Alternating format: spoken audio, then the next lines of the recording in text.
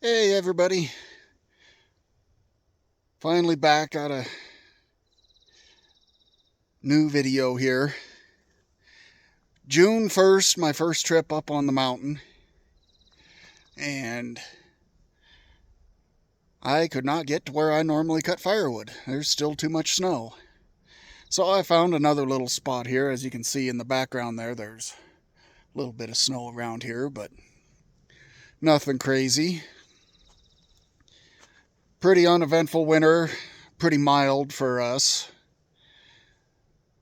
And yeah, hoping it's going to be a good summer. Hopefully get lots of firewood cut. But other things, I sold the Blue Smoke Toyota. I decided it was finally time to upgrade to a bigger truck because I was asking an awful lot of that little truck, and it never gave me too much trouble about it. Gave me trouble about other things, but never wood hauling. So, to replace it, I got this. Oh yeah. Look at that. Nice big flatbed. Racks. Oh, never mind the trees. I got a 1967 Chevrolet K10. That's what the VIN number and everything is. And as you can tell, it has 3/4 ton axles under it. This was an old game and fish truck for Wyoming. You can just barely make out the outline of the elk on the door there. And the old fish and game number. She's a little ugly, but I like that. I'm not sure if this was ordered with 3/4 ton axles or if somebody put them in. But I bought it off of a rancher here in Wyoming. I built the front bumper for it, put the spare tire on the front. Probably not going to worry about that wrinkle in the fender because that gives her character. Got a small block V8 in it. Originally had a 292 inline 6-cylinder, which would have been acceptable for what I want. But the big kicker, it's 456 gears. So I don't go anywhere very fast.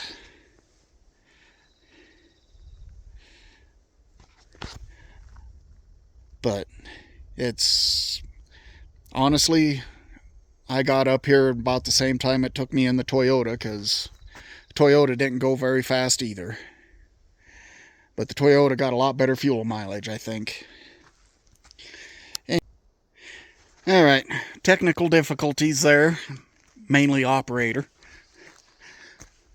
So that's kind of the breakdown on the truck there. For saws, I've got two known reliable saws, my Echo CS 680 and my CS 530. Both of those saws have proven to be good saws.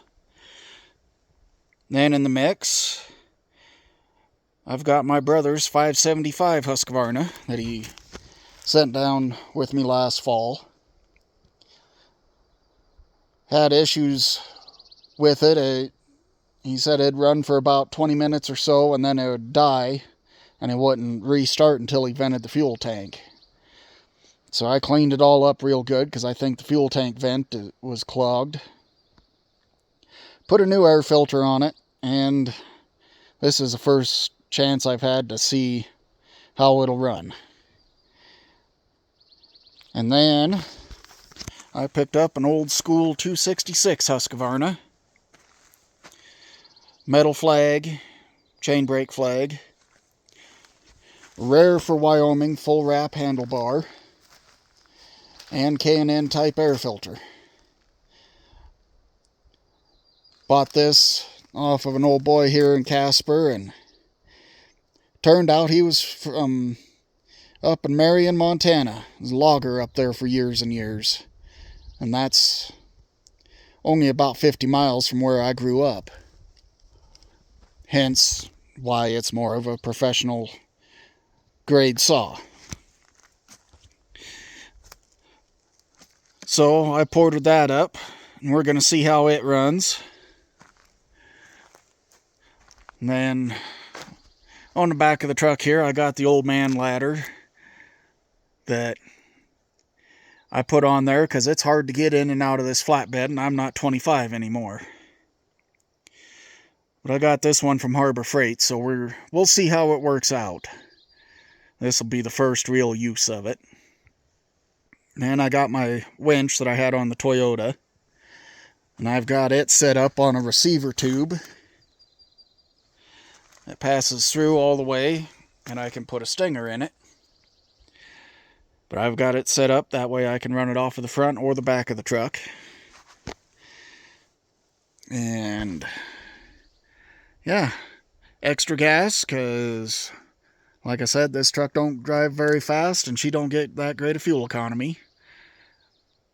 And it's only got the tank behind the seat. Brand new tank, I guess, but... And it don't leak, it don't smell gas in the cab. But I never leave home without extra gas on a long trip like this. Hopefully later this summer, I'm going to get another fuel tank that I'm going to mount under the back of the bed here and have 2 fuel tanks. And then that way I don't have to worry about carrying extra gas.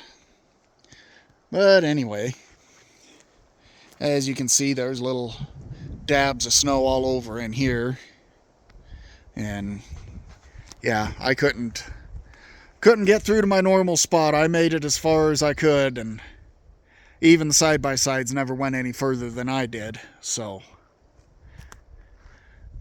I'm gonna get my gear on, get saws going, and then I'll get back to you.